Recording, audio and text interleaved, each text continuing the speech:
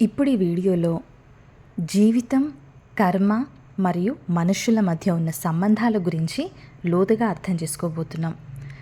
జీవితంలో డబ్బు సంపాదించడం మాత్రమే కాదు, ఆశీర్వాదాలు సంపాదించడం కూడా అంతే ముఖ్యమైనది. ఎందుకంటే ఆశీర్వాదాలు మన ఆత్మశక్తిని పెంచుతాయి. మనం చేసే ప్రతి పని, ప్రతి ఆలోచన, ప్రతి నిర్ణయం కూడా ఇవన్నీ మన కర్మలోని భాగమే. మన కర్మల వల్లే మనకి ఎదురయ్యే పరిస్థితులు వస్తుంటాయి. పూర్వజన్మలో చేసిన కర్మలు కూడా మన భవిష్యత్తుని నిర్ణయిస్తాయి. అందుకే మన జీవితంలో ఏదైనా జరుగుతుంటే అది కేవలం యాదృచ్ఛికం మాత్రమే కాదు, అది పూర్తిగా మన కర్మల ఫలితమే. మనం మంచి కర్మలు చేస్తే మంచి ఫలితాలు వస్తాయి, ఆశీర్వాదాలు వస్తాయి, మన ఆత్మశక్తి కూడా పెరుగుతుంది. కర్మల నియమం నుంచి ఎవ్వరూ కూడా తప్పించుకోలేరు. అది ప్రకృతి నియమంలా పనిచేస్తుంది. కాబట్టి మనం దాన్ని అర్థం చేసుకుని దాని ప్రకారము సరిగ్గా జీవించడాన్ని తప్పకుండా నేర్చుకోవాలి. మన కర్మల ఫలితాలు మన ఆరోగ్యం, మన ఆర్థిక పరిస్థితి, మన సంబంధాలు అన్నిటిపైన కూడా ప్రభావాన్ని చూపుతాయి. కర్మ కేవలం భవిష్యత్తు మాత్రమే కాదు, మన ప్రస్తుత జీవితాన్ని మార్చేస్తుంది. అందుకే మనం ఎప్పుడూ మన కర్మకి మనమే బాధ్యత వహించాలి. మన పాత కర్మల బంధనాల నుండి బయటపడాలంటే మంచి పనులు చేయాలి, సత్కర్మలు చేయాలి. దాంతో మన ఆత్మశక్తి పెరుగుతుంది. ఒక చిన్న ఉదాహరణ తీసుకుందాం. ఒక చిన్న పండ్లు అమ్ముకునే వ్యక్తి ఉన్నారనుకోండి. అతడు లాభం గురించి కాకుండా వినియోగదారుడి అంటే కన్జ్యూమర్ ప్రయోజనం గురించి ముందుగా ఆలోచించారనుకోండి. అతడు కొంచెం లాభం కోల్పోయినా కూడా తన కర్మ ద్వారా ఆశీర్వాదాలు సంపాదిస్తాడు. కస్టమర్ అతనిపై విశ్వాసాన్ని పెంచుకుంటాడు.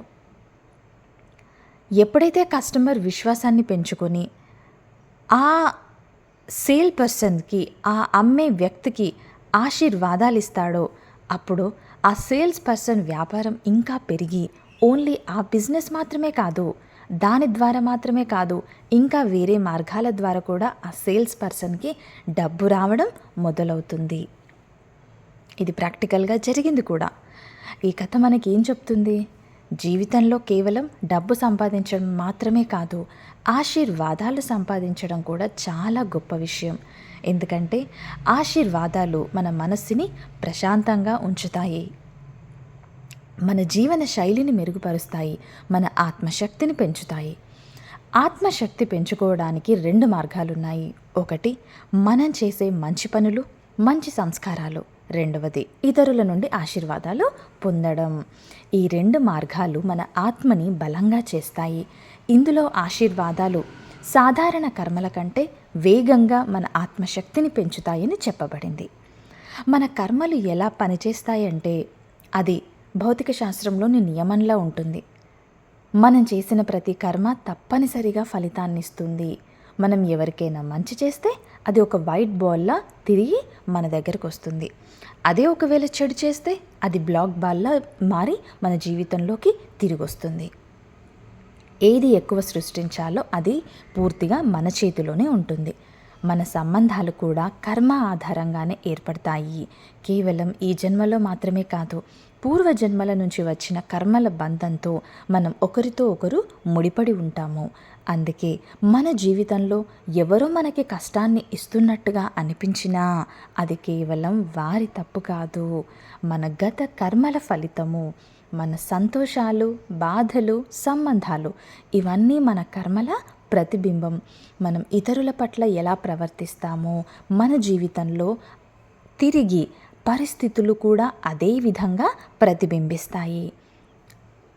ఇంకా ఒక ముఖ్యమైన విషయం, మనం ఎదుర్కొంటున్న ప్రతికూల పరిస్థితులపై బాధ్యత పూర్తిగా మనదే. ఇతరులను విమర్శించడం, దేవుడిని తప్పుపట్టడం చాలా సులభం, కానీ దాంతో సమస్యలు తీరవు. మనం చేసిన చెడు కర్మలే తిరిగి మనకి ఇబ్బందులు తెస్తాయి. కాబట్టి చేసిన పనులని పరిశీలించాలి, మన ఆలోచనలు సానుకూలంగా ఉంచాలి, మన కర్మలని మంచి దిశగా మార్చుకోవాలి. మనకి చెడు పరిస్థితులు వచ్చినా మన స్పందనని మార్చుకోవడం చాలా ముఖ్యం. మనం ఏ విధంగా రియాక్ట్ అవుతున్నాము అన్నది చాలా ముఖ్యం. ఎవరైనా మనపై కోపాన్ని చూపినప్పుడు మనం శాంతంగా పీస్ఫుల్గా స్పందిస్తే అదే ఒక మంచి కర్మ అవుతుంది. ఆ ఒక్క సానుకూల స్పందనే మన మానసిక శారీరక ఆరోగ్యాన్ని మెరుగుపరుస్తుంది. మన భవిష్యత్తు కూడా ఆ మంచి కర్మల వల్లే ప్రకాశిస్తుంది. ఇది మనం గుర్తుంచుకోవాలి. ఆత్మ ఎప్పటికీ శాశ్వతం. ఈ శరీరం మారుతుంది, కానీ ఆత్మ మాత్రం ఎప్పుడు కూడా చనిపోదు. మన పూర్వజన్మలలో చేసిన కర్మల ఫలితంలోనే, ఆ బలంతోనే మనం ఈ జన్మలోకి వస్తాము. ప్రతి జీవి కూడా తన గత కర్మలతో ముడిపడి ఉంటుంది. ఈ ఆత్మ శాశ్వతత్వాన్ని అర్థం చేసుకున్నప్పుడే జీవితం పట్ల మన దృష్టి పూర్తిగా మారిపోతుంది. జీవితం అంటే కేవలం భౌతికంగా సంపాదించడం మాత్రమే కాదు, భౌతిక సంపాదన మాత్రమే కాదు, మన కర్మలని సక్రమంగా నిర్వహించడము, ఇతరుల నుండి ఆశీర్వాదాలు సంపాదించడము, మన ఆత్మశక్తిని పెంచుకోవటము, ఇదే మన నిజమైన సంపద.